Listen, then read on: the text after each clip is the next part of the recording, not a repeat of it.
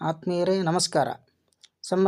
ಸಂಭ್ರಮ ಎಂದಾಕ್ಷಣ ನಾವು ಜೀವನದಲ್ಲಿ ಸಂತೋಷವನ್ನು ಮಾತ್ರ ಸಂಭ್ರಮ ಅಂತ ಅಂದ್ಕೊಳ್ತೀವಿ. ಆದರೆ ಜೀವನದಲ್ಲಿ ಬರುವ ಎಲ್ಲ ಘಟನೆಗಳು ಕೂಡ ಒಂದು ರೀತಿಯ ಪಾಠ ಇದ್ದಂಗೆ.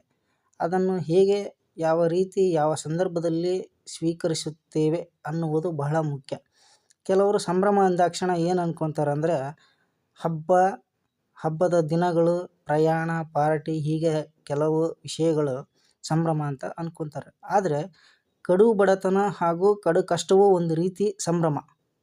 ಅದು ಸಾಮಾನ್ಯವಾಗಿ ಗೊತ್ತಾಗಲ್ಲ, ಅನುಭವಿಸೋದ್ರಿಗೆ ಮಾತ್ರ ಗೊತ್ತು. ಅದು ಬಂದಾಗ ದಾರಿಗಳೇ ಇರುವುದಿಲ್ಲ, ಅನುಭವಿಸಲೇಬೇಕು, ಅನಿವಾರ್ಯ, ಬಿಡದ ಕರ್ಮ. ನಾವು ಕೂಡ ಅದನ್ನು ಒಪ್ಪಿಕೊಂಡಿದ್ದು ಉಂಟು. ತಿಳುವಳಿಕೆ ಬಂದಾಗಿನಿಂದ ಹಲವು ಪೆಟ್ಟುಗಳ ಮಧ್ಯೆ ಕಡು ಕಷ್ಟವೂ ಆಗಾಗ ಕಾಡುತ್ತಿತ್ತು. ತುಂಬ ಪಾಠಗಳನ್ನು ಕಲಿತಿದ್ದೇವೆ. ಇತ್ತೀಚಿನ ದಿನಗಳಲ್ಲಿ ಸಂತೋಷ ಅಂದರೆ ಗೊತ್ತಾಗುತ್ತಿರಲಿಲ್ಲ. ಕಷ್ಟವೇ ಸಂತೋಷದ ದಿನ ಅಂತ ಸಂಭ್ರಮಿಸಿದ್ದು ಉಂಟು.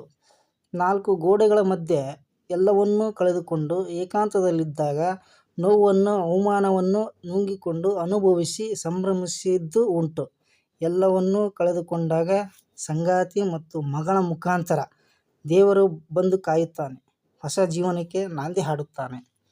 ಏನೇ ಇರಲಿ ಆತ್ಮೀಯರೇ, ಜೀವನ ಬಂದಂತೆ ಅನುಭವಿಸಿ ಸುಖಪಟ್ಟಾಗ ಕಣ್ಣಿಗೆ ಕಂಡದ್ದೆಲ್ಲ ಶುಚಿಯಾಗಿ ಕಾಣುತ್ತೆ. ಜೀವನದಲ್ಲಿ ಇನ್ನೂ ಇದೆ, ಕಲಿಯೋದು ತುಂಬ ಇದೆ.